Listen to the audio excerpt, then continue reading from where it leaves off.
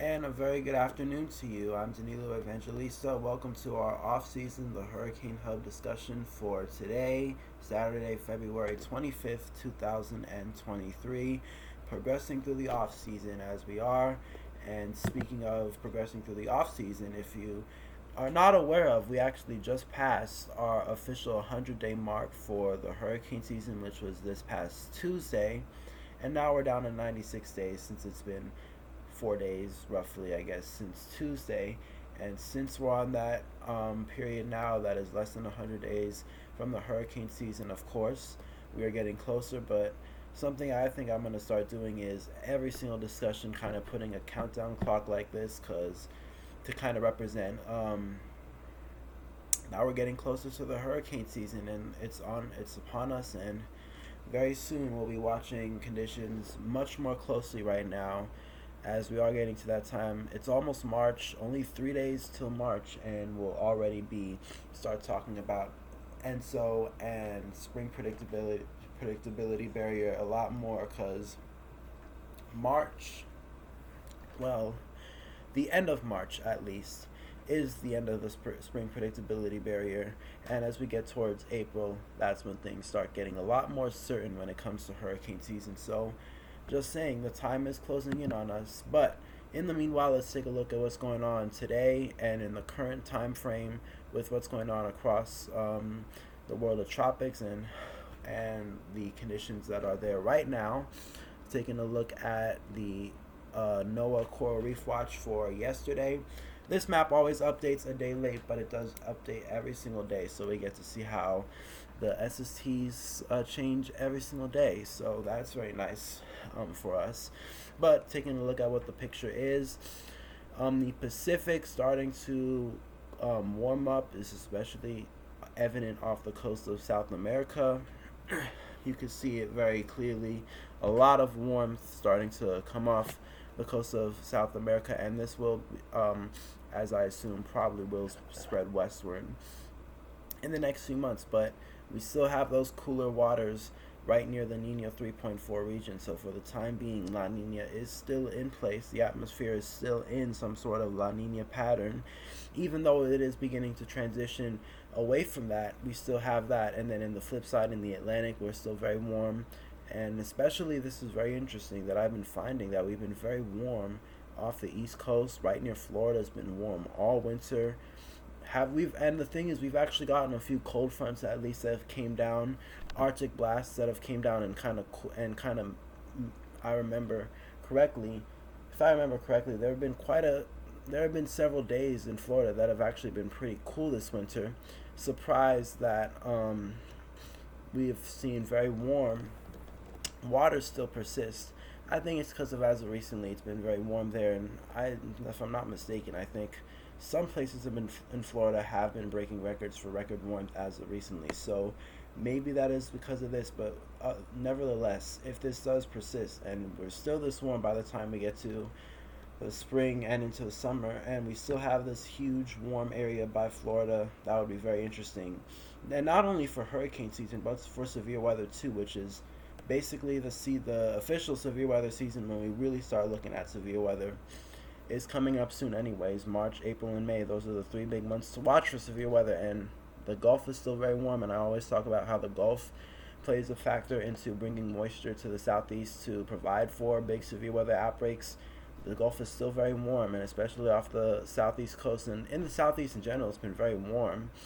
So this is really helping to fuel that, and it'll be really interesting to see how that pans out as well. MDR, though, we look further east. The Caribbean is mostly near normal, some below normal spots, but really it's only February still. And especially this area out east does not really matter much, at least into watching it, because it's only February and things could really change in a blink of an eye, especially when it comes to this stuff in the MDR. But overall, the Atlantic is right where it should be too. Some spots slightly above normal. In other spots maybe slightly below normal, but roughly the Atlantic is warm enough, and the Atlantic is not looking bad right now. But once again, that is not really something to be concerned, at least for this time of year, not yet. Taking a look at the CDAS Nino 3.4, And you look here, the La Nina again has been really tapering off. We're now at a value of zero point 0.5. It's gone up above the zero point 0.5 mark, but kind of dipped back down. But still, if we look at the larger picture, especially since early December, now you really start to see that uptrend from moderate La Nina that we were in December and last year, late last year, to now roughly getting towards March this year. We're now basically barely holding on to La Nina. So we are starting to see that change, and it is starting to become more apparent. And this change in the ENSO has really been because if we look on Storm 2K, for instance, they've been talking about it a lot. Trade winds that have been slowing down over the Pacific. This map from Yellow Evan on Storm 2K in the ENSO updates category, top board page, I guess, whatever.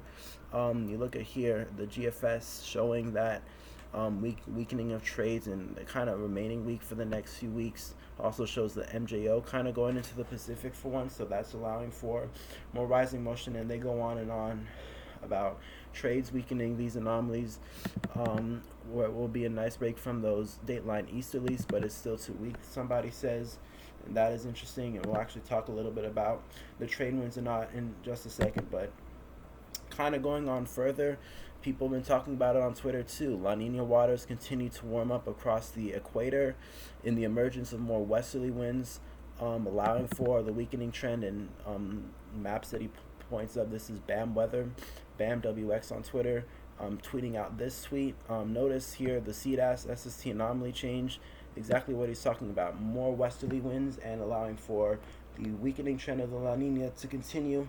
And look at the last 7 days, at least from when he posted this a few days ago.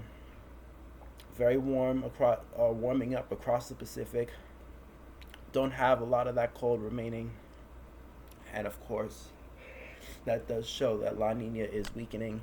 And we are starting to see that change on its way out from La Nina. And he also shows the map too of the trades across the Pacific. Noticing these orange values, that represents more weaker trades and more westerly winds, which is allowing for this change to occur.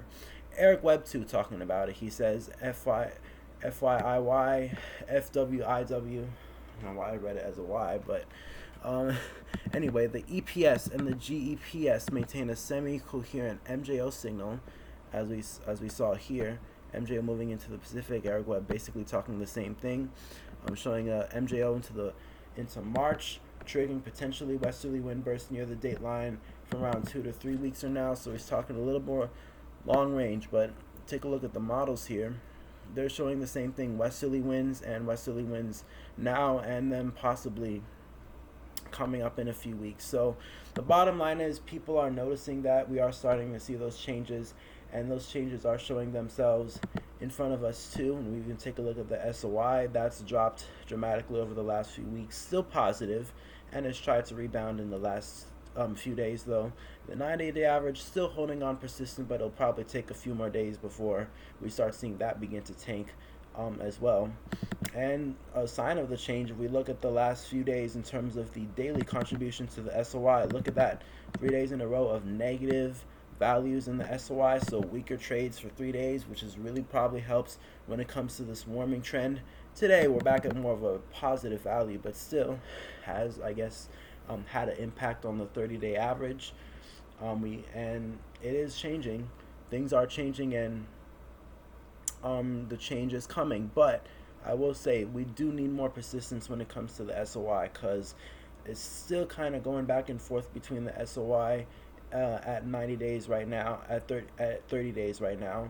Want to see a little bit more of continuous tanking, I would say, away from this positive territory, since the current 30-day average value is still at 10 points as of right now, and same for the 90-day average too. We're still at 14 points, so want to see this more consistently occur, and that's when we'll really start to see the atmosphere change away from La Nina as a whole, because we might have the SSTs that might be more going away quicker than the atmospheric response to this. And once we really start seeing the atmospheric response shift more of more in favor for change to occur, that's when we'll really see everything come together. and kind of play out for El Nino. And that is something very important when it comes to the atmosphere too, because sometimes, and this is something that I really want to remind you is, no matter what is the current forecasts, even if they're showing things always, heading in the direction, and even if they're certain, you always have to take it with a grain of salt because not always do they pan out. For instance, Andy Hazelton making a great point, 2017, which was a notorious case where the pre-spring ENSO forecasts were based way too high. They were showing, and as it shows here, European forecasts for February 1st, showing a very strong El Nino, and in turn what we got was in fact a La Nina going towards the end of the year. And so he says this is definitely a good caveat, and I would agree. The models there in 2017, they were all showing very strong El Nino signals. They had westerly wind bursts being shown across the Pacific too. So there's always a chance that something could go wrong, and we could see a shift away towards, not towards El Nino, maybe something more towards neutral, or La Nina again. You never know. Although I would assume it's very unlikely that we'll see La Nina. You get the point. It's still right now far off. We're still not even into spring yet. Meteorological spring in the very least, although we're approaching it very soon. Just a few more days and we'll be in there. But still, always good to keep an eye out on the models, and also always good to take a look at what's going on outside. Basically, take a look at what's going on outside the window right now to see how that will impact the longer term trends, because that is very important too. Another thing that he does mention, though, to counteract this caveat a little bit is there is more subsurface heat this year, which should reduce the chance of a bust like that. But we'll see. And what he's referring to is the subsurface heat compared from 2017. This is February 20th, 2017, and then compared to February 20th, 2023. One thing most noticeable is what he mentions here: much more subsurface warmth in the Pacific this year than there was in 2017, and we can even take a look at that here too. This is the T-depth anomaly. Finally remember to put it up this week again for the Pacific.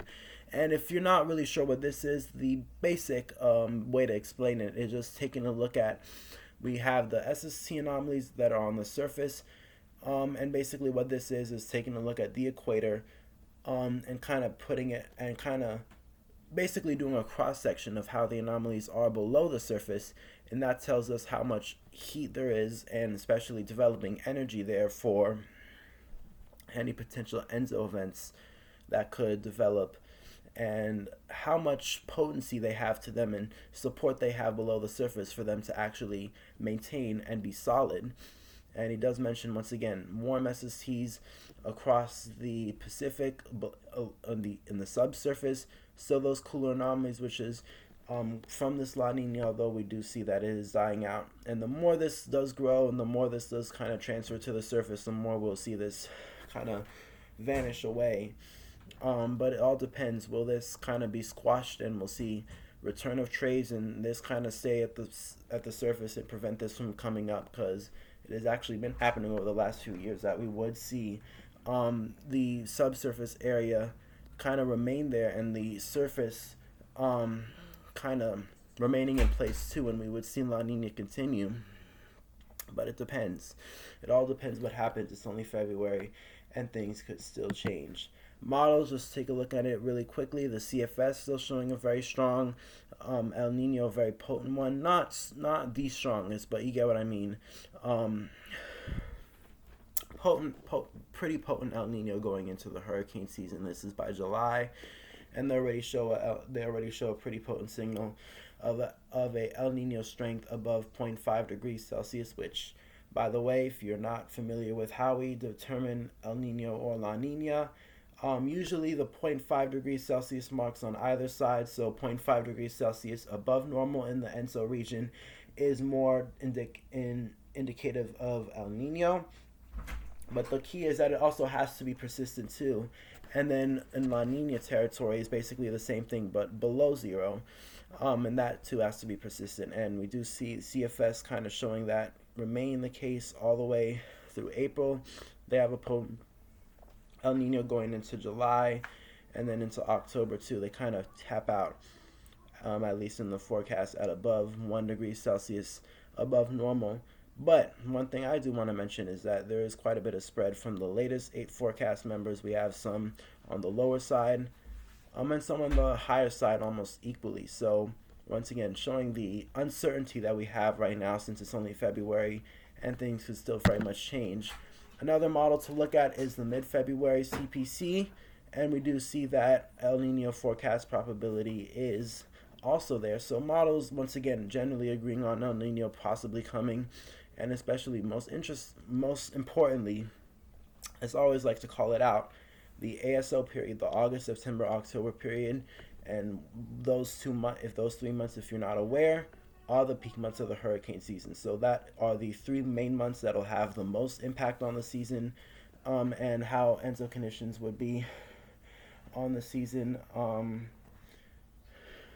So those are the months that we'll need to watch very closely as we head later on, and looking at that, the IRI CPC has El Nino there, but once again, it is February, and we'll have to watch to see how this progresses. Moving on to some other news, Dylan Jariwala, that's how I pronounce your name. Nah, I don't want to, no meaning to disrespect if I obviously pronounce it incorrectly. Beginning with the start of this hurricane season, very interesting, the NHC decided that they'll be doing 7-day tropical weather outlooks publicly, and they'll be also adding the tropical weather outlooks that will begin with explicitly referring to systems with their INVEST designation. So especially if you had trouble with kind of picking out which AOI that was on the NHC page that matches with the INVEST that was tagged to it, I think I had those troubles a little bit. But just saying it'll be, I guess the bottom line saying is that it'll be easier to track, especially with the NHC kind of designating whichever AOI that gets the INVEST tag, they'll designate it as such. And the 5-day tropical weather outlooks that we used to have, where it would kind of detect things up to 5 days, or we would have an outlook that gives the outlook on what's possibly coming up over the next 5 days, that is now extending to seven days. So that is the bottom line of that, and looking forward to it. Hope you are too. Probably make things a little more interesting this year. Moving on to weather across the nation, since it is February and there's nothing to talk about for the tropics, but it is certainly winter, and there's always something going on for weather across the U.S. Very interestingly enough, California, Southern California in specific, they've actually been getting snow as of recently. Kind of interesting that the Northeast didn't get snow much in California, especially Southern California is getting it. And let's zoom in on it really quickly, going towards Southern California. And if you're wondering what I mean by Southern California, is not just the interior mountains, California, closer towards Nevada, the Sierra, those places, but actually right near the coastline too. They've been getting some snow, snow that has actually reached the ground because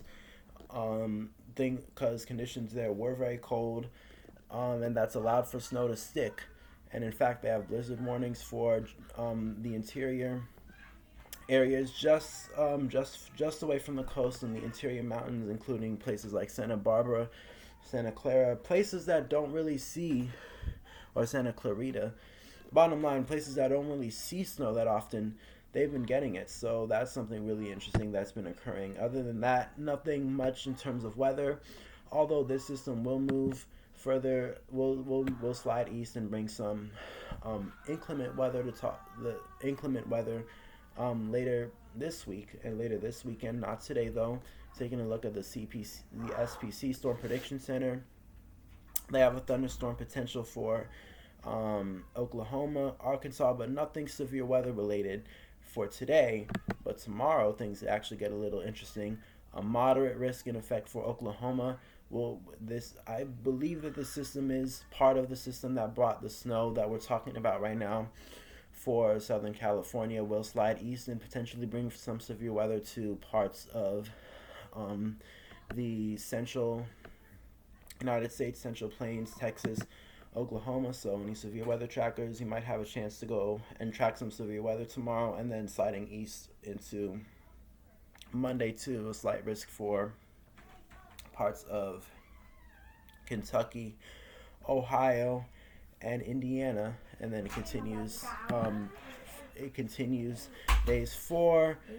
We start seeing things slow down day 5, day 6, and then up after that from day 4 to day 8. Not looking at anything for now, but of course we know how weather could change, and things could shift around, and we'll see new patterns come up and new systems come up, and that's when we'll see severe weather potentially happen.